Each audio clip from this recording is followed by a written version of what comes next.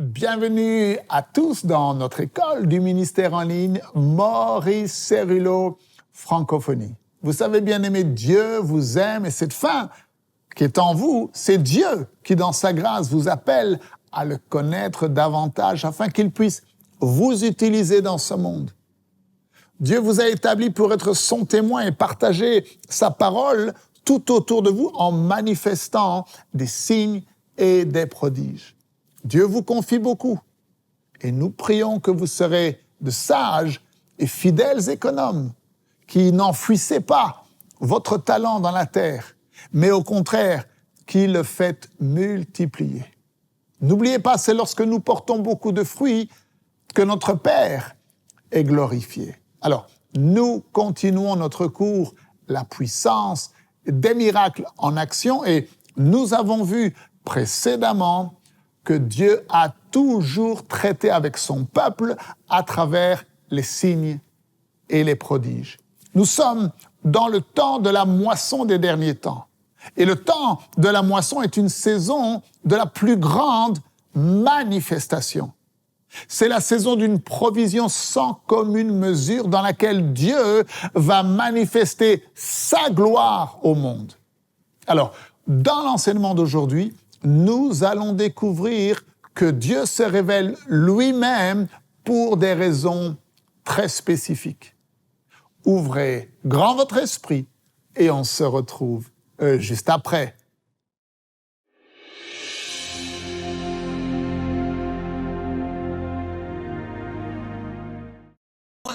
Je veux vraiment que le Saint-Esprit nous révèle cela, parce que Dieu se révèle lui-même à travers les signes et les prodiges pour des buts très spécifiques.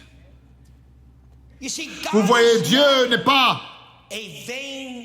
un Dieu vain. Il ne nous fait pas entendre le tonnerre pour que tout le monde là en bas voit que ce ne sont que des petits vers et que moi je suis un grand Dieu. Oh, regardez-moi, ne suis-je pas exceptionnel? Dieu ne manifeste pas sa puissance pour une raison vaine. Mettez ceci dans votre esprit. 10 raisons, maintenant même, pour lesquelles Dieu se manifeste lui-même à travers des signes et des prodiges. Il y a des raisons pour lesquelles il le fait. Et je vais vous en donner 10 maintenant même. Premièrement, la raison principale pour laquelle Dieu se manifeste et choisit de se manifester à travers ce que nous avons appris,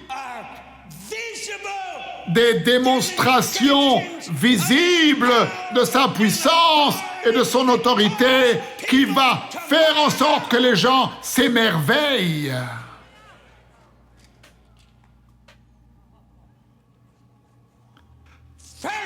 La première raison est la suivante, c'est de prouver qu'il est le seul vrai Dieu et vivant.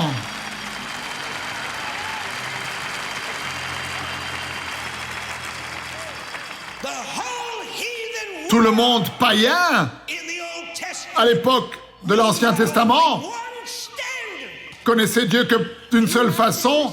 Vous êtes avec moi, vous m'écoutez? Ils ne connaissaient pas Dieu à travers la prédication.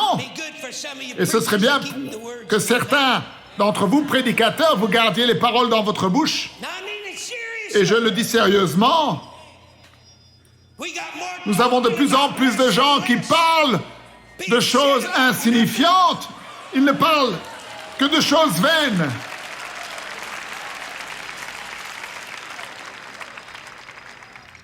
Et vous ne trouvez pas beaucoup de prédicateurs dans l'Ancien Testament. Qu'est-ce que vous voyez? Ce sont des hommes qui ont été touchés par Dieu pour être utilisés dans une manifestation visible qui révèle Dieu au monde, afin que les païens sachent qu'il n'y a qu'un seul Dieu.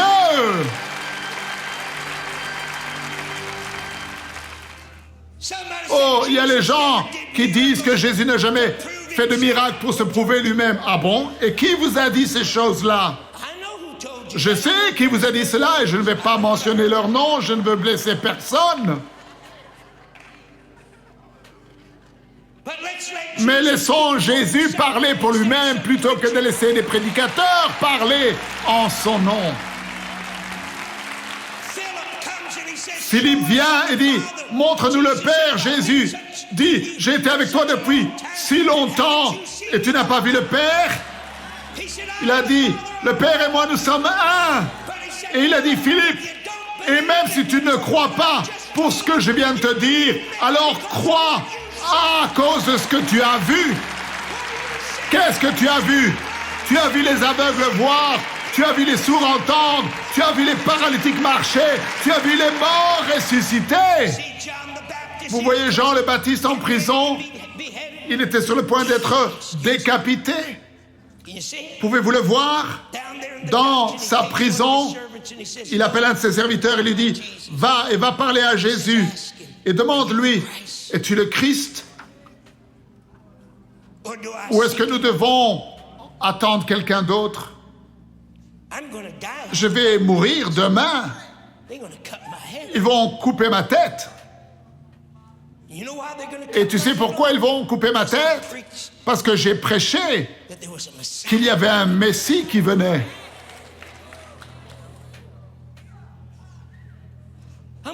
Je vais mourir pour cela. Peu importe pour moi de mourir, mais je veux savoir, es-tu le Messie? Ou est-ce qu'il nous faut en attendre un autre? Et lorsque les messagers sont arrivés à Jésus, Jésus n'a jamais essayé de prouver quoi que ce soit. C'est une chose étrange concernant la puissance de Dieu.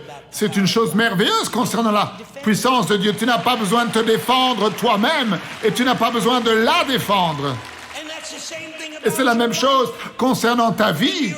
Si tu marches avec Dieu et que ta vie est abandonnée au Seigneur et que tu es consacré au Seigneur, eh bien laisse le monde dire ce qu'il veut.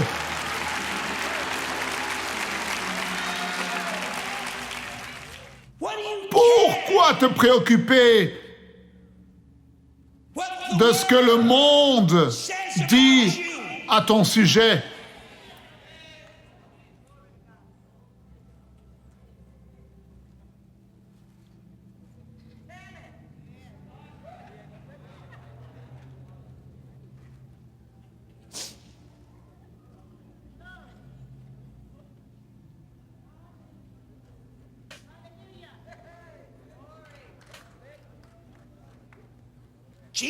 Jésus a ouvert les yeux des aveugles, il a ouvert les oreilles des sourds, il a ressuscité les morts, il a aimé les pauvres.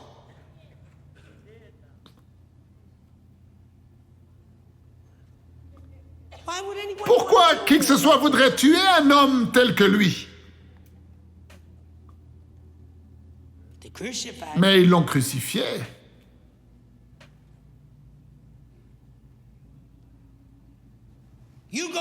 Alors Jésus a dit, retournez et allez dire à Jean le Baptiste, dites-lui ceci, je ne vais pas essayer une raison théologique, une belle raison théologique pour prouver qui je suis. Retournez vers Jean et dites-lui une seule chose, dites-lui, les aveugles voient. Dites-lui, les sourds entendent. Dites-lui, les paralytiques marchent. Dites-lui, les morts sont ressuscités. Retournez et dites-le lui.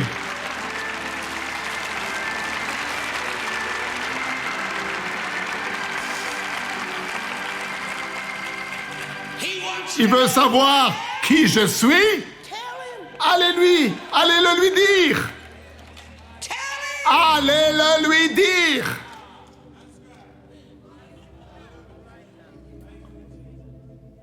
Nous devons continuer. Premièrement, Dieu se manifeste lui-même à travers les signes et les prodiges. Peu importe ce que l'Église dit, peu importe ce que les prédicateurs dans ce siècle actuel disent, il se réserve le droit de se manifester lui-même tel qu'il est véritablement le Dieu des signes et des prodiges et miracles pour montrer au monde qu'il est Dieu.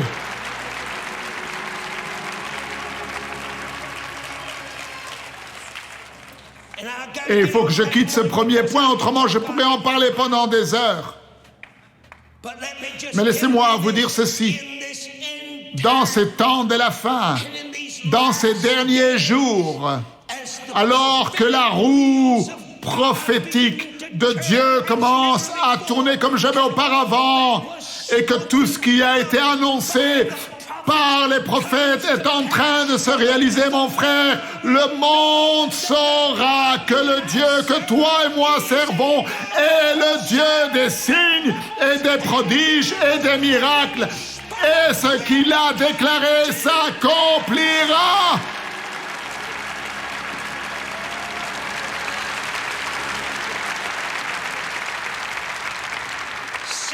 Deuxièmement, il se manifeste lui-même à travers les signes et les prodiges pour apporter la gloire et l'honneur à son nom. Troisièmement, il accomplit des signes et des prodiges pour confirmer, pour soutenir sa parole écrite. Parce que Dieu n'est pas un homme pour mentir, ni le Fils de l'homme pour se repentir. Ce qu'il a dit, ne l'accomplira-t-il pas? Il a dit, je suis le Seigneur Dieu qui te guérit. Il se tient derrière cette parole et il l'accomplit.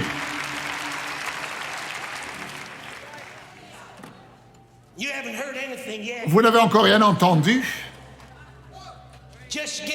Soyez prêts.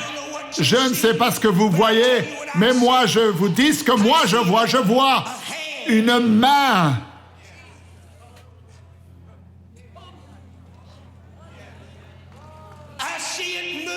Je la vois se mouvoir.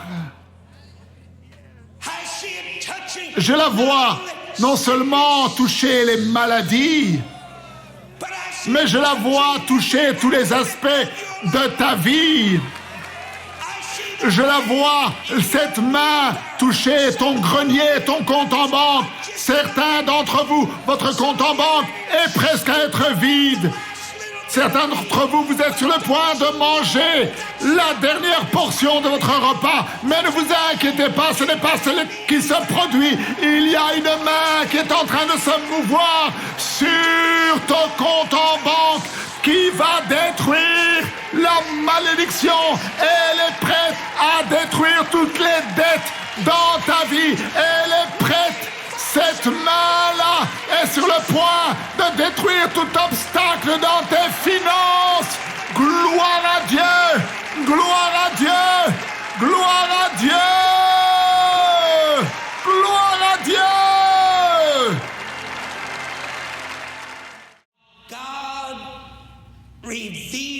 Comment est-ce que Dieu se révèle lui-même? À travers des signes et des prodiges spécifiques. Et nous sommes en train de voir 10 raisons pour lesquelles Dieu se manifeste lui-même à travers les signes et les prodiges. Et nous avons déjà parlé de 3 de ces raisons. Mais laissez-moi rapidement vous les rappeler. Premièrement, Dieu accomplit et agit à travers des signes et des prodiges pour prouver qu'il est le seul Dieu vivant et véritable. Deuxièmement, il agit à travers les signes et les prodiges pour apporter la gloire et l'honneur à son nom. Troisièmement, il agit à travers les signes et les prodiges pour confirmer sa parole. Quatrièmement, et cela peut être un petit peu difficile à comprendre, Dieu agit à travers les signes et les prodiges pour littéralement instiller une crainte de lui-même dans le cœur de son peuple. Et maintenant, et souvent, la crainte ou la peur du Seigneur, c'est cela qui nous conduit dans la sagesse de Dieu. Alors, peut-être que vous ne comprenez pas pleinement ce dont je vais vous parler, mais je dois vous le dire quand même. Il y a beaucoup de choses qui se produisent aujourd'hui dans le ministère qui causent, parce que à cause de cette révélation, qui cause la peur et la crainte dans le cœur de beaucoup d'autres personnes qui peut-être sont dans des circonstances semblables et Dieu utilise la manifestation du jugement pour faire que beaucoup d'autres se remettent de nouveau sur le droit chemin. Mettez cela dans votre cœur. Cinquièmement, Dieu se manifeste lui-même à travers les signes et les prodiges pour délivrer son peuple des mains de l'ennemi. L'un des grands signes de l'alliance que Dieu vous a donné et que Dieu a donné aux frères Cerullo, que Dieu a donné à chacun d'entre nous est la chose suivante. Si nous sommes un avec Dieu, et si nous sommes dans une relation d'alliance avec Dieu, alors Dieu promet de se saisir de nos ennemis et de les mettre dans la confusion. Dieu a dit, tes ennemis viendront contre toi par un chemin, Deutéronome 28. Mais Dieu dit, mais lorsque je m'occupe de tes ennemis, ils vont être éparpillés par 7 différents chemins. Maintenant, bien sûr, la plupart d'entre vous, vous n'avez pas d'ennemis et donc vous ne vous inquiétez de rien.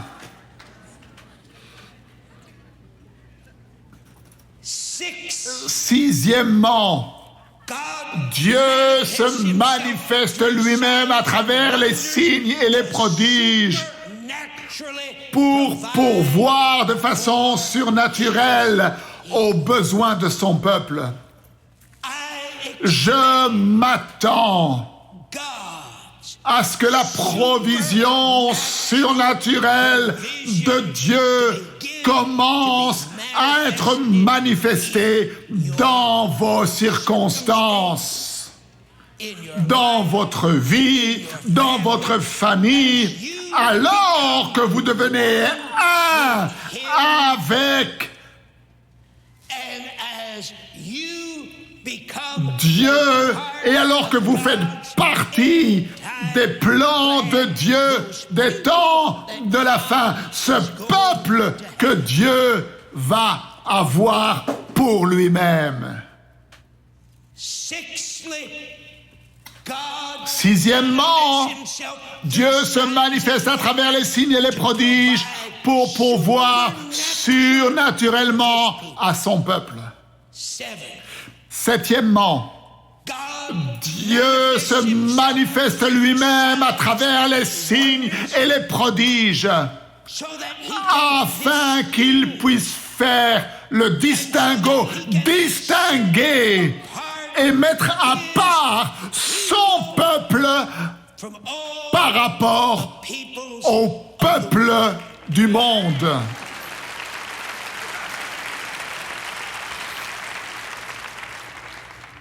Lorsque Dieu a choisi la nation d'Israël, c'était pour un but divin. Dieu n'avait jamais eu un peuple qui lui appartienne avant Israël.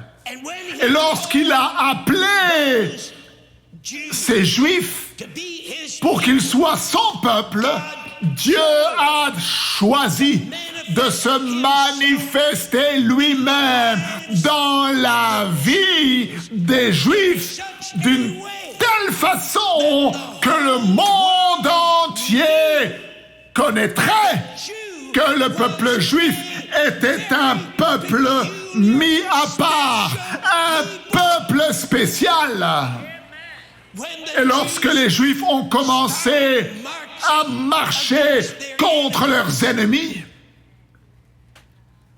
et que les ennemis tremblaient devant eux dans la peur, ce n'était pas parce que les Juifs avaient une armée ou des armes sophistiquées, ce n'était pas parce que les Juifs avaient un matériel militaire extraordinaire, des armes secrètes.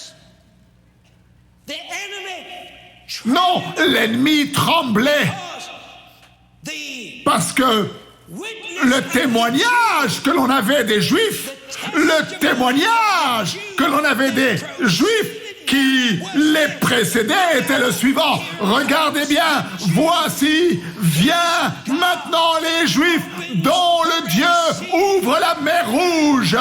Regardez bien, voici, les Juifs viennent dont le Dieu ouvre la mer en deux. Regarde bien, voici les Juifs viennent, dont le Dieu ouvre la terre et avale les murailles. Regarde, voici viennent les Juifs, dont le Dieu ferme la gueule des lions. Regarde, voici viennent les Juifs, dont le Dieu marche au milieu de la fournaise ardente et arrête la violence du feu. Regarde, voici les Juifs viennent, qui ont fermé le ciel et il n'a plu. Et ensuite ils ont ouvert le ciel et le feu est tombé. Voici viennent les Juifs, dont le Dieu est un Dieu surnaturel. Regarde!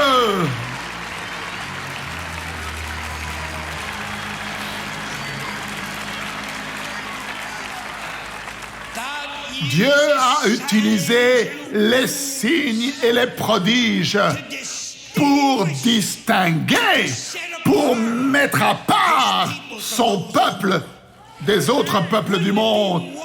Ne serait-ce pas merveilleux aujourd'hui? Ne serait-ce pas merveilleux aujourd'hui s'il y avait un peuple sur la face de la terre duquel les journaux et les médias auraient peur?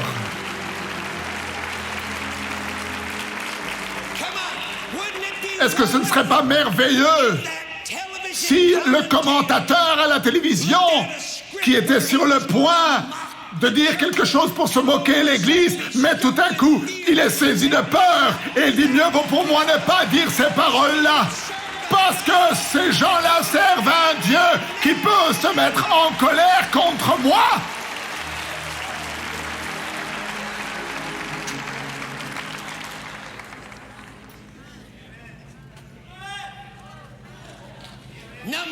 Numéro 8.